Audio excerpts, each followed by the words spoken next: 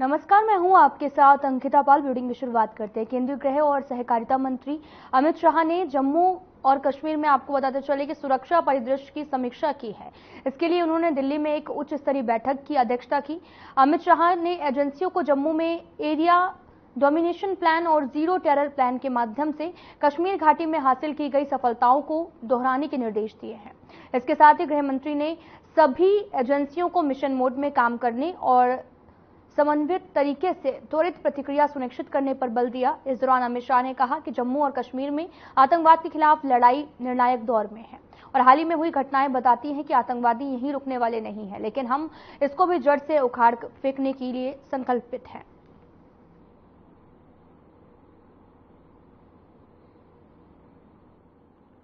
आपको बताते चले कि गृह मंत्री अमित शाह ने बैठक की है और सुरक्षा को लेकर ये बैठक की गई है। आपको बताते चले कि लगातार एजेंसियों को सख्त जो निर्देश हैं वो भी दिए गए हैं कि जो काम है वो सुचारू रूप से किया जाए। दरअसल आतंकी हमले के मामले जो सामने आए हैं उसे लेकर बैठक ये की गई है। सुरक्षा को लेकर ये बैठक हुई है। सीएम योगी ने कुवैत में अग्निकांड में मारे गए गोरखपुर निवासी कामगारों के परिजनों से गोरखनाथ मंदिर परिसर में भेंट कर अपनी संवेदनाएं प्रकट की हैं, तो वहीं उन्हें 5-5 लाख की आर्थिक सहायता का भी चेक दिया गया है। इसके साथ ही सीएम योगी ने जम्मू के शिवखोड़ी में हुए हादसे में घायल गोरखपुर के श्रद्धालुओं से भी भेंट कर उनका हालचाल जाना, जिसके बाद उन्हें सरकार की तरफ से 1-1 लाख रुपए की आर्थिक सहायता का चेक प्रदान किया गया।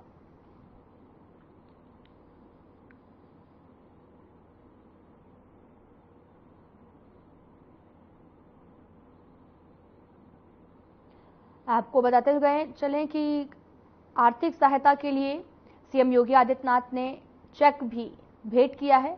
दरअसल कुवैत अग्निकांड से जुड़ी खबर है, जहां पर कई लोग मारे गए, जिसको लेकर उनके परिजनों को 1-1 लाख रुपए की आर्थिक सहायता का चेक भी सीएम योगी आदित्यनाथ ने दिया है।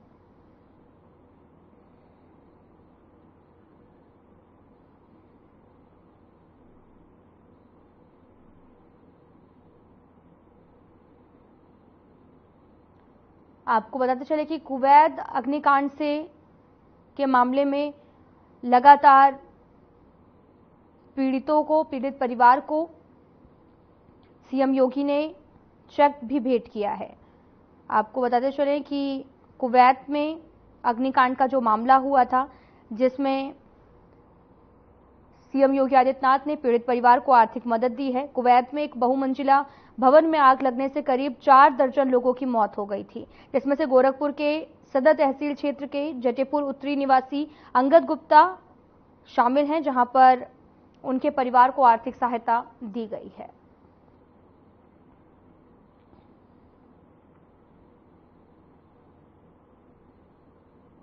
इटली के अपुलिया में 3 दिवसीय शिखर सम्मेलन का समापन हुआ, जहां कार्य के अंत में इटली के प्रधानमंत्री जॉर्जिया मेलोनी ने प्रेस वार्ता की है। इस समिट को कवर करने के लिए हमारी टीम भी पहुंची।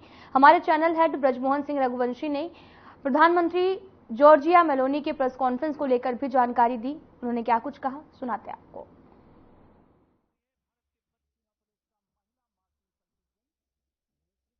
तो आप देख सकते हैं अभी हम यहाँ पे प्रेस कॉन्फ्रेंस खत्म हुई है यहाँ की प्रधानमंत्री जॉर्जिया की, और यहाँ पे लगभग पूरे विश्व के यहाँ पे सारे जर्नलिस्ट थे। मैं चाहता हूँ अपने सहयोगी से एक बार दिखाएं कि किस प्रकार से यहाँ पे सारे जर्नलिस्ट मौजूद थे। प्रेस कॉन्फ्रेंस खत्म हुई है, लगभग उन्होंने 12 से 14 प्रश्नों का उत्तर दिया। हमारा 23वां नंबर था, लेकिन हमें मौका नहीं मिल पाया और उसके लिए जो यहाँ के जो ऑर्गेनाइजर्स थे उन्होंने हमसे माफी भी मांगी। लेकिन ये बात जरूर है, कहीं ना कहीं जिस बेबाकी से यहाँ की प्रधानमंत्री ने आज सारे सवालों के जवाब दिए, वो अपने आप में बताता है कि आखिरकार यहाँ की प्रधानमंत्री के जिस प्रकार से अगर हमारे देश के प्रधानमंत्री के साथ उनके रिश्तों को लेकर के बातचीत होती, तो मैं आपको बताते चलूं कि यहाँ की भी जो प्रधानमंत्री हैं वो भी बहुत बेबाकी से जवाब देती है। मैंने तमाम देशों के प्रधानमंत्री और राष्ट्राध्यक्षों के साथ उनके साथ प्रेस कॉन्फ्रेंस देखा है, कई बार हमने उनका इंटरव्यू भी किया है, लेकिन जिस बेबाकी से आज उन्होंने अब सवालों के जवाब दिए, वो बताता है कि ये भी एक अभूतपूर्व व्यक्तित्व की मालकिन है यहाँ की प्रधानमंत्री। और मैं ये जरूर आपसे बताना चाहता हूँ कि एक प्रश्न जो कि उन्होंने बहुत ईमानदारी से उसका उत्तर दिया। आमतौर से विदेशी जो खास तौर से देशों के जो राष्ट्राध्यक्ष या जो वहां के राष्ट्रपति होते हैं वो बड़ा डिप्लोमेटिक जवाब देते हैं, लेकिन जो उन्होंने एक प्रश्न का जवाब दिया वो अपने आप में मैं आपको बताना चाहता हूं। अल जजीरा चैनल से एक पत्रकार ने जब उनसे ये पूछा कि जिस प्रकार से आप यूक्रेन के वॉर को यूक्रेन और रशिया के वॉर में आप अपना हस्तक्षेप करते हैं, उसी तरह आपने इजराइल और फिलिस्तीन के मामले में आपने हस्तक्षेप क्यों नहीं किया, तो उनका ये कहना था कि ये शुरुआत किसने की। देखिए, ये अपने आप में बड़ी बात है कि आखिरकार जैसे हमारे देश के प्रधानमंत्री नरेंद्र मोदी अपने मुद्दे और अपने जो नीतियां हैं उसके लिए स्ट्रांग हैं, उसी तरीके से मैं ये कह सकता हूं कि इटली की यहाँ की प्रधानमंत्री भी उतनी स्ट्रांग है और उन्होंने बहुत बेबाकी से जवाब दिया। यानी कि अगर टेररिज्म किसी भी प्रकार का अगर कभी भी होगा तो उसके लिए उन्होंने साफ कहा कि जिसने शुरुआत की है वो उसको झेलना पड़ेगा उन्होंने, लेकिन इस शब्द को उन्होंने बहुत सॉफ्ट तरीके से बोला। और मैं आपको बताना चाहता हूं कि इस देश की प्रधानमंत्री का खास तौर से हिंदुस्तान के प्रति रवैया बहुत बेहतरीन है और जिन मुद्दों पर प्रधानमंत्री नरेंद्र मोदी जी ने उनसे वार्ता की वो तमाम ऐसे मुद्दे जिसमें उच्च शिक्षा, जिसमें आर्टिफिशियल इंटेलिजेंस और आर्थिक नीतियों की बात की थी, वो मुझे लगता है आने वाले समय में उसका क्रियान्वयन बहुत मजबूती से होगा। और मैं आपसे कह सकता हूं कि आज ये 3 दिवसीय G7 समिट यहां खत्म हो चुका है और मैं आपको बताना चाहता हूं इसी मन से प्रधानमंत्री ने यहां से हम सबको प्रेस कॉन्फ्रेंस को संबोधन किया और हमारे प्रश्नों का जवाब दिया और हम यहां मौजूद हैं। इस 3 दिवसीय बैठक में इटली ने यह अपनी उपस्थिति दर्ज कराई विश्व के सामने कि उनका अपना जो ध्येय है वो विश्व में आर्थिक स्थिति को मजबूत करना है, देशों को मजबूत करना है, सिर्फ G7 के सदस्यों को नहीं बल्कि G7 के द्वारा आमंत्रित किए गए, चाहे उसमें कीनिया हो, चाहे उसमें अफ्रीका हो या उसमें जो तमाम दूसरे देश हैं उनको भी उन्होंने बुलाया था। जैसा आपने कल देखा था, कल की जो फैमिली फोटो थी उसमें अबू धाबी के सुल्तान भी वहां पे मौजूद थे। तो तमाम ऐसे लोगों को जिनको निमंत्रण दिया गया था उनके लिए भी वो कहीं ना कहीं अपनी बातचीत उनको भी वो उनके साथ रिश्ते मजबूत करके उनके देश में किस प्रकार से प्रगति हो सकती है उसके लिए वो बातचीत कर रहे हैं। और अंत में मैं अपनी बात को यहां विराम दूंगा कि देश में जिस प्रकार से हमारे प्रधानमंत्री नरेंद्र मोदी जी के बारे में तमाम विपक्षी सोच हो सकती है, लेकिन मैं आपको बताऊं मैं इस समय इटली के शहर में खड़ा हूं। प्रधानमंत्री जो जॉर्जिया हैं उनके इस मंच पे मैं खड़ा हूं जहां से उन्होंने संबोधन किया। मैं यह कह सकता हूं भारत की भूमिका अहम होने जा रही है आने वाले समय में और इसके लिए प्रधानमंत्री नरेंद्र मोदी जी का निश्चित रूप से सबसे बड़ा योगदान है और विदेश मंत्री एस जयशंकर का, साथ ही NSA श्री अजीत डोभाल जी का और हमारे जो तमाम उनके जो ग्रुप ऑफिसर्स हैं उनका बहुत बड़ा इसमें योगदान होने वाला है। अपने सहयोगी रोजी एंथम के साथ मैं बृजमोहन सिंह रघुवंशी, बारी इटली G7 समिट से। आपको बताते चलें कि इटली में G7 शिखर सम्मेलन जो है वो उसकी समाप्त हो गया है और PM मेलोनी ने प्रेस कॉन्फ्रेंस की थी जहां पर हमारे चैनल हेड ने ये जानकारी दी है।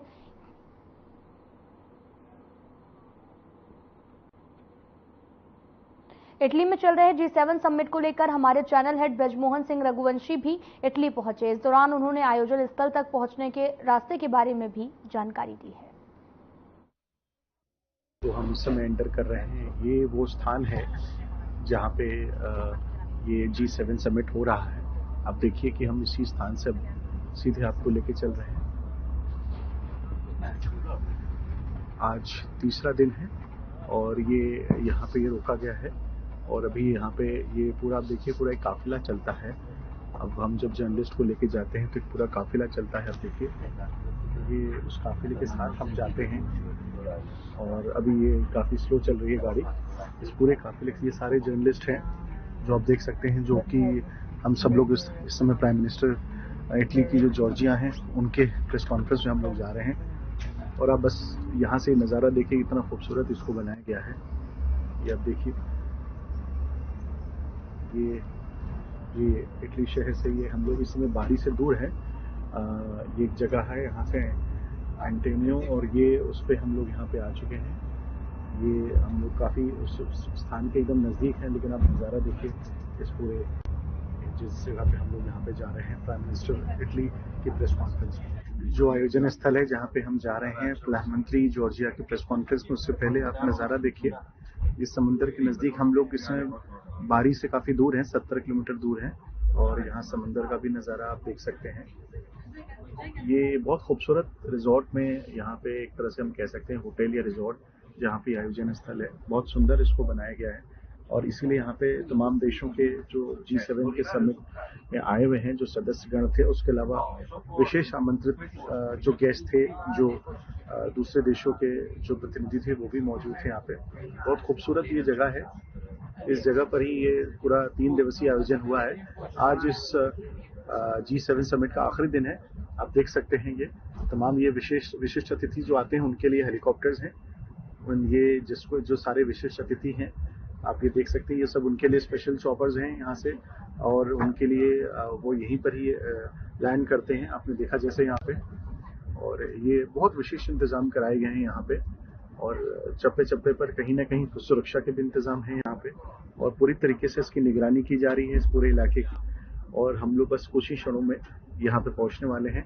आप ये देखिए, ये इतना सुंदर ये रिजॉर्ट कह सकते हैं, समंदर के एकदम नज़दीक है और ये आप देखिए, ये पता चलता है कि खूबसूरती किस प्रकार से इटली इसलिए सबसे पुराने देशों में से एक है, विश्व के सबसे पुराने देशों में इसकी गिनती है।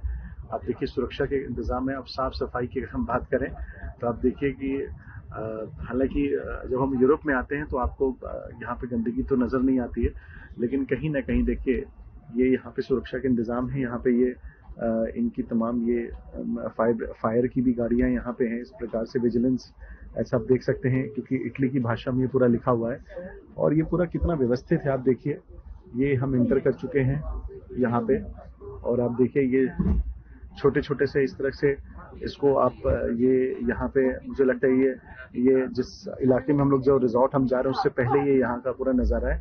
लेकिन जैसे आप देख सकते हैं कि अभी यहाँ पे ये पूरा आयोजन हो रहा है तो इसको ये मुझे ऐसा लगता है कि ये बंद है यहाँ पे और कहीं ना कहीं आप देख सकते हैं इसको कि ये यहाँ पे सिर्फ इस समय आपको सिर्फ या तो यहाँ के सुरक्षा कर्मी दिखेंगे और ये मुझे लगता है सिविलियंस के लिए भी ये पूरा इलाका जो है अभी बंद किया गया है और अगर है भी तो बहुत कम यहाँ पे लोग हैं। यहाँ पे आप देखिए, बस हम लोग बस कुछ ही क्षणों में बस पहुंचने वाले हैं।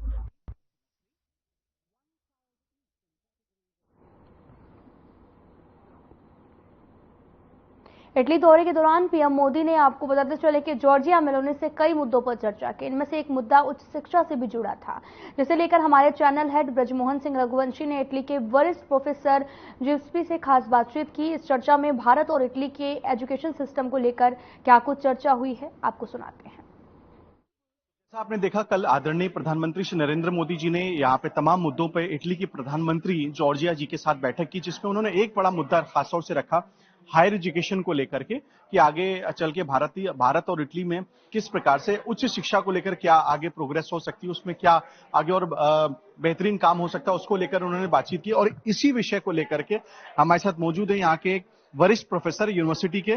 We have a very senior professor over here and he will talk about the education system of Italy and how the Italy government may be beneficiary and the education system would be beneficiary for the students of India also. So welcome to our channel.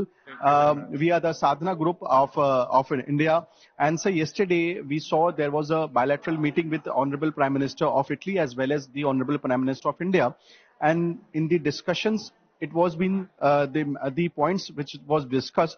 Higher education was also one of the points between Italy government and as well as Indian government. So how do you consider the educational valuation will be, and how together education system will be much better as compared before, and what would be the educational please tell me something about the educational system of Italy first of all, and how it will be good for India if the students of India come for the education in Italy. Thank you very much for your invitation for this interview. Yes, I am a professor in international law, and in this moment is very important my subject, in particular at G7. No, I see I see, for example, Meloni and your Prime Minister or President. I'm sorry, President or Prime Minister? Prime Minister, sorry, Modi, as a they have a good, they have had a good talk and about the good relationships between India and Italy at all levels. For example, levels cultural, economic, and so on. But in my opinion, it's very important in this moment about my subject, the international law. You know, in this moment, Russia against Ukraine, with his attitude, violated the international law, the Charter of the United Nations, no? But I think, yes, it is necessary, the role of international law, but overall, the presence of some governments, in particular India. In my opinion, your country can be or can have a good role for finding one solution in the crisis, for example, between Ukraine and Russia. Also in Middle East, for example. Because your country is a big country and is, in my opinion, one of the first actors around the world, like China, like Japan, like United States. And I am Italian, and I like the presence of your Prime Minister here in Italy, in my region, Apulian region. This is very, very amazing, in my opinion. And the meeting between Prime Minister Meloni and your Modi has the opportunity that the importance, the presence of your country around the world, like first actors between, together other actors, okay? And this is my opinion. So education, how could you consider the educationally, because in Ukraine, as you had, you're talking about Ukraine also, because when the Ukraine war was being done, so many of the students of Indian students were being called from there. So definitely education matters a lot. And in India, many students all over the country, they go abroad, they come abroad over for studies. So how do you take as an Italian education collaborating with the Indian education system? And how would you see if Indian students coming to the to Italy for education? How do you take it as it? Yes, in my opinion, it's very important the relationship about the culture, no, in particular culture, between my countries, my university, and your university, for example, no. And I know that I have some Indian students that follow my lessons, no, of international law. This is very important. And sometimes during my lessons, my teaching, I take I hold some example, the role of the India in the context of Europe, in the context in other parts of the world. But the presence, I repeat, of your President Modi is very important, in particular at the level the University Italian and the University of India. I believe in the cooperation between India and my country, Italy. You know, we have many persons from India, students not only work here for the Italian economy, but also for the economy of Europe. And then this is important, that the good cooperation with Italy, because Italy is a part of the European Union, and the culture, for example, of your country is very important, not only for us, or for me, no, like professor of international law, but also for other countries of the European Union. So we can fight against any discrimination, okay? Any discrimination. Thank you sir, talking to us sir. Not at all. Thank you. तो ये थे हमारे साथ professor यहाँ के, और जिन्होंने बताया कि आने वाले समय पे किस प्रकार से हिंदुस्तान और इटली के रिश्ते और बेहतर होंगे, खासतौर से शिक्षा के क्षेत्र में। हाँ, साथ ही इन्होंने यूक्रेन वॉर को लेकर के एक इंटरनेशनल लॉ बनाने की बात कही, क्योंकि आप देख सकते हैं कि यहाँ पे यूक्रेनियन राष्ट्रपति मौजूद थे, तो कहीं ना कहीं पूरे विश्व G7 के सदस्यों के अलावा जो दूसरे देश जो उत्तराखंड के रुद्रप्रयाग में हुई सड़क दुर्घटना को लेकर केंद्रीय गृह मंत्री अमित शाह ने एक्स पर पोस्ट करते हुए लिखा कि सड़क दुर्घटना का दुखद समाचार प्राप्त हुआ है। मेरी संवेदनाएं इस हादसे में जान गंवाने वालों के परिजनों के साथ हैं। स्थानीय प्रशासन और SDRF की टीमें राहत और बचाव कार्य में जुटी हैं। घायलों को हर संभव सहायता उपलब्ध कराई जा रही है। ईश्वर से घायलों के जल्द स्वस्थ होने की कामना करता हूं। आपको बताते चलें कि रुद्रप्रयाग में भीषण सड़क हादसा हो गया, जिसको लेकर गृह मंत्री अमित शाह ने अपना दुख भी व्यक्त किया, और साथ ही उन्होंने हर संभव मदद का बात कही, और साथ ही उन्होंने दुख भी व्यक्त किया है।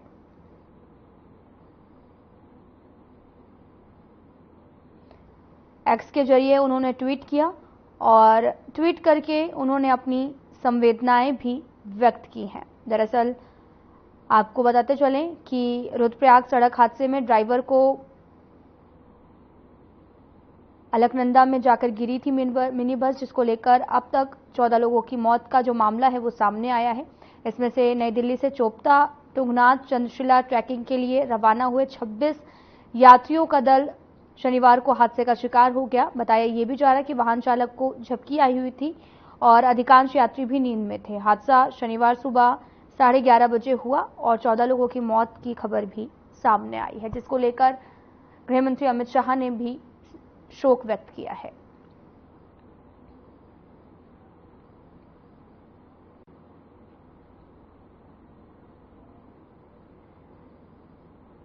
सीएम योगी ने जनप्रतिनिधियों और अधिकारियों के साथ में एनेक्सी भवन में विकास कार्यों और कानून व्यवस्था की समीक्षा की है।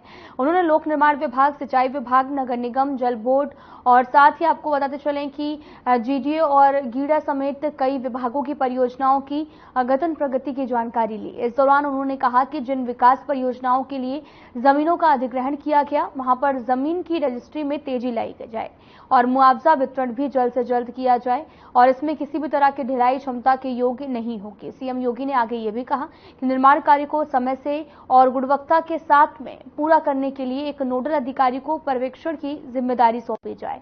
नोडल अधिकारी हर सप्ताह की प्रगति की जानकारी वरिष्ठ अधिकारियों को भी उपलब्ध कराएं। उन्होंने ये भी कहा कि सभी परियोजनाओं की मॉनिटरिंग करने के लिए जनप्रतिनिधियों की भागीदारी भी होनी चाहिए।